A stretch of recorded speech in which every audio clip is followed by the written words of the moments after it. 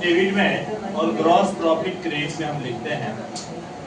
ध्यान दें, इसके बाद bye commission, bye discount, bye rent और बाय इंटरेस्ट। ये ऐसा चीज है जिसमें यदि रिसीव लग गया तो सीआर भाग में, यदि पेड लग गया तो टीआर भाग में। कमीशन, डिस्काउंट, रेंट और इंटरेस्ट, पेड लग गया तो इधर। इसके अतिरिक्त by interest on drawing, by interest on investment, by apprentice premium, apprentice premium, by claim received, by appreciation of assets, इस तरफ to interest on loan, to electricity expenses, to establishment expenses, to legal expenses, to insurance premium, insurance premium, to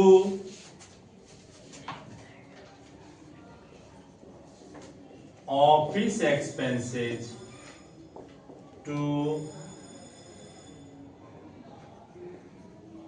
selling and distribution expenses, postage and stamps, postage and stamp, to stationery, to advertisement, depreciation,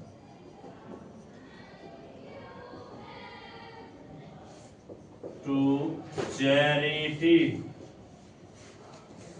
to pre-sample। लिखने के बाद दोनों तरफ total करें। यहाँ जो अंतर आएगा नेट प्रॉफिट, यहाँ जो अंतर आएगा नेट लॉस। ठीक है, फिर से एक बार हम रिपीट करते हैं। फाइनेंशियल स्टेटमेंट एक्सरसाइज के अंतर्गत सामान्य संस्था में हम trading account, profit and loss account और बैलेंस शीट बनाते हैं। ट्रेडिंग अकाउंट में सभी डायरेक्ट एक्सपेंसेस लिखते हैं। डेबिट भाग में opening stock, purchase inner column में, जिसमें से रिटर्न चाहे सीआर करके लिखा हो, चाहे परचेज रिटर्न हो, परचेज रिटर्न हो, return, carriage inward, freight, wages and salary, carriage on purchase, manufacturing expenses, factory expenses, direct expenses, octroi duty, duty paid, imports, coal gas and water, dock and clearing charge, commission on purchase और productive wages. इसको debit भाग में लिखते हैं। Credit भाग में cell में से सेल्स रिटर्न को घटाएं, चाहे रिटर्न इनवार्ड रूप में रहे, चाहे रिटर्न डेबिट करके रहे। इसके साथ ही एक और आइटम रहता है किसी किसी क्वेश्चन में, जीएसटी कलेक्टेड। इस सभी चीज को हम सेल्स में से घटाते हैं और क्लोजिंग स्टॉक और एक्सपोर्ट को लिखते हैं सीआर भाग में। दोनों तरफ का अंतर करते हैं। डेबिट भाग में जो डिफरेंस निकलता है वो ग्रॉस प्रॉफिट, क्रेडिट भाग में जो डिफरेंस निकलता है वो ग्रॉस लॉस। इस तरह ट्रेडिंग अकाउंट और पीएल अकाउंट का ये फाइनली फॉर्मेट है जिसके आधार पे हम ट्रेडिंग और प्रॉफिट अकाउंट बनाएंगे। ठीक है, आप लोग कल हम क्वेश्चन नंबर 29 कर दिए थे, आप लोग क्वेश्चन नंबर 30 इसको देखते हुए पूरा करें, नहीं होगा तो फिर हम करेंगे। ठीक है,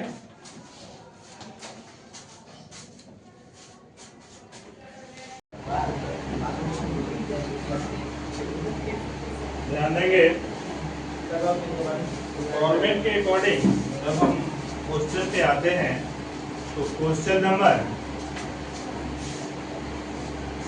30, क्वेश्चन नंबर 30 एसके सिंह के बुक का है। ये हम अलग अलग रूप में समझाए हैं। क्वेश्चन में opening stock, purchase, sale, return का डीआर और CR, factory rent, custom duty,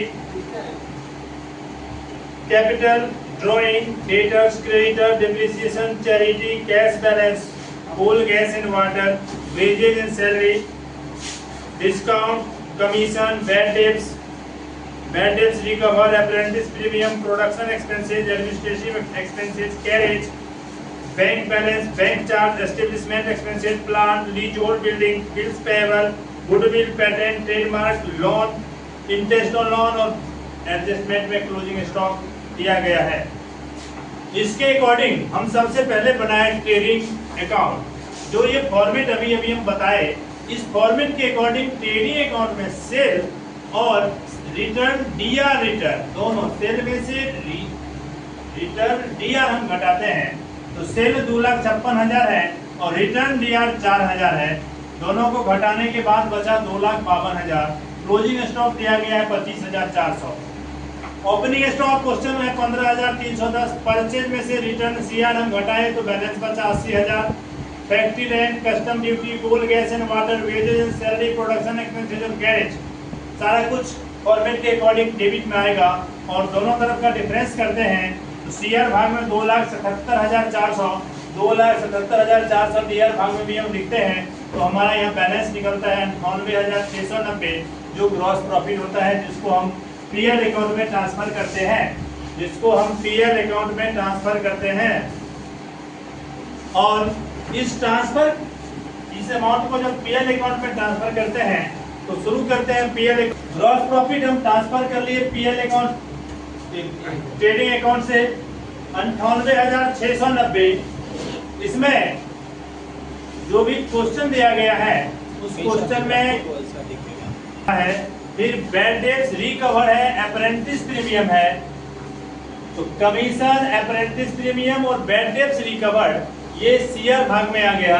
इसके बाद depreciation, charity, administration expenses, establishment expenses, discount, bank charge, interest on loan और बैड डेब्ट्स ये डेबिट भाग में। क्रेडिट भाग का टोटल हो जाता है 1,06,690। उस अमाउंट को जब हम डेबिट में लेके आते हैं तो डेबिट के अमाउंट को जब हम ऐड करके डिफरेंस निकालते हैं तो हमारा बैलेंस आता है 76,860। ये हमारा नेट प्रॉफिट होता है। ट्रेडिंग अकाउंट से ग्रॉस प्रॉफिट, पीएल अकाउंट से नेट प्रॉफिट। जो लोग वीडियो से क्वेश्चन करेंगे या अभी क्लास में, वो एक ही फॉर्मेट में ट्रेडिंग और पीएल बनाएंगे। बोर्ड पर जगह कम के कारण मिटाना नहीं चाह रहे थे कि हम पहले फॉर्मेट रख के दोनों को चीज को समझा लें। अब इसी क्वेश्चन का हम बैलेंस शीट करेंगे, लेकिन बैलेंस शीट करने से पहले हम बैलेंस शीट के फॉर्मेट पे थोड़ा सा डिबेट करें और इसमें से जो महत्वपूर्ण चीज है उसे स्पष्ट करने का हम कोशिश करते हैं। बैलेंस शीट मुख्य रूप से दो पक्ष होता है। बैलेंस शीट में मुख्य रूप से दो पक्ष है। कैपिटल भाग में जो भी हमारा नेट प्रॉफिट या इंटरेस्ट ऑन कैपिटल जो एडजस्टमेंट में दिया गया होता है उसको हम जोड़ते हैं और उसमें से balance sheet of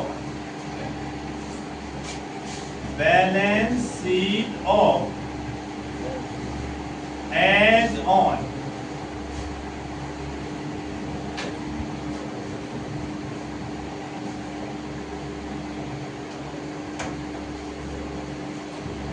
capital and liability capital and liability amount, asset and property और अमाउंट।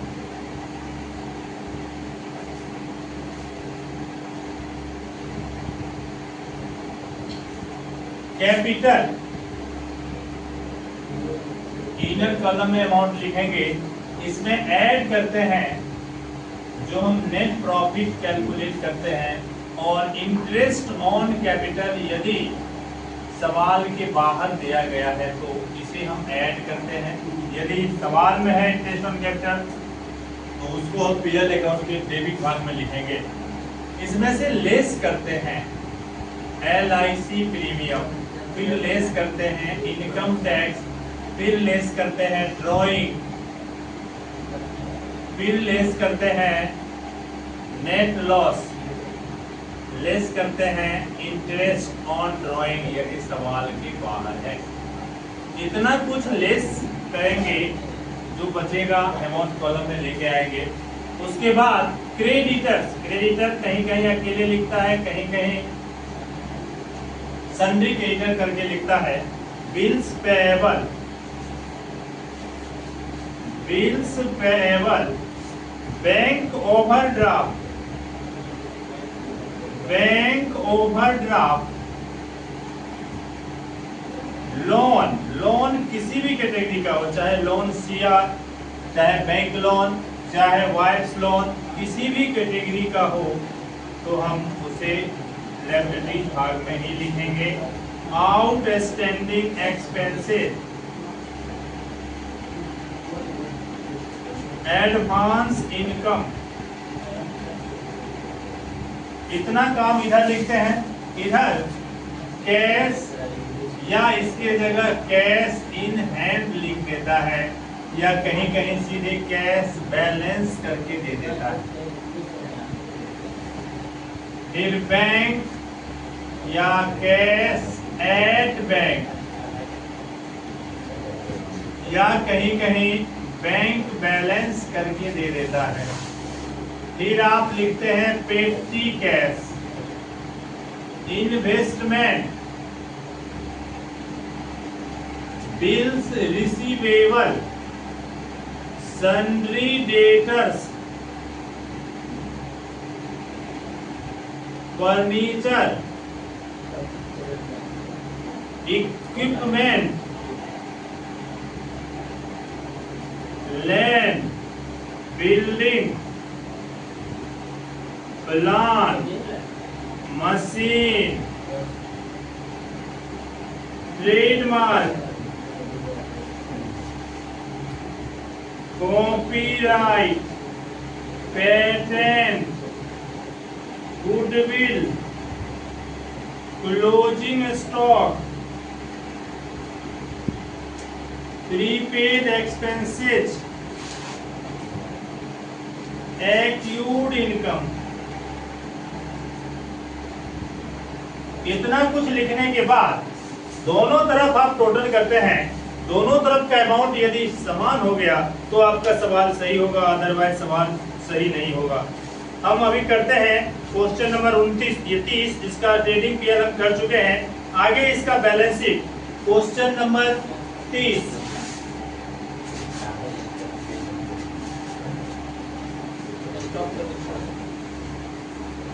बैलेंस शीट का जो वाजिब फॉर्मेट है वो आप लोग खींच लेंगे।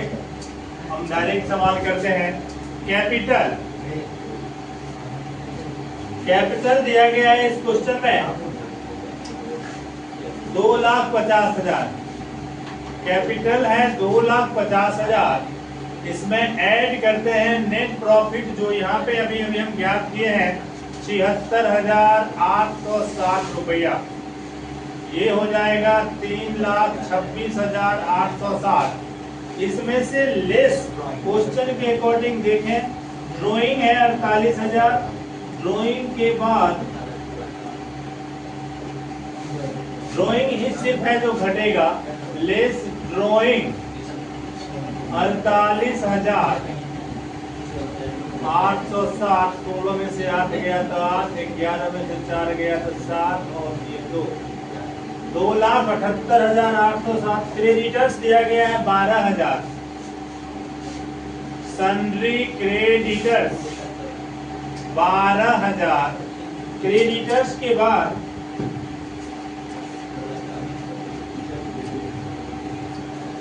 बिल्स पेएबल 2,000 और लोन 25,000।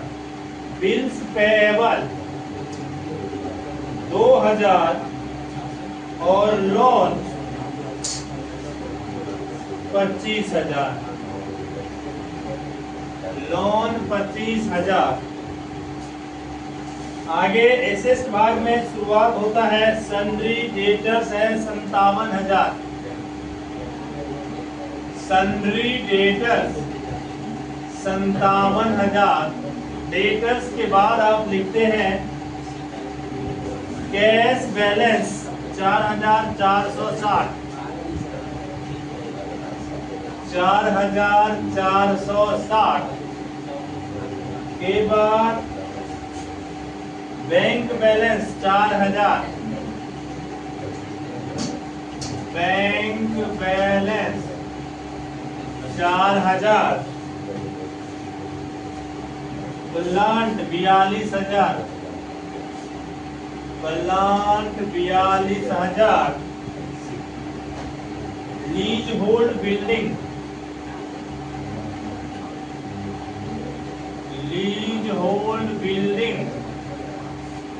1,50,000।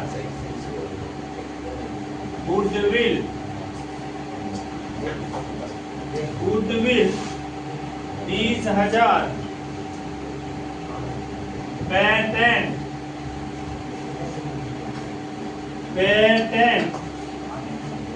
10,000।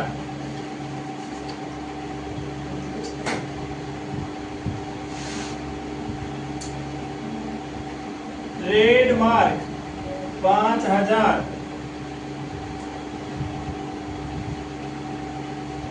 और क्लोजिंग स्टॉक सवाल के बाहर दिया गया होता है जो है 25,400।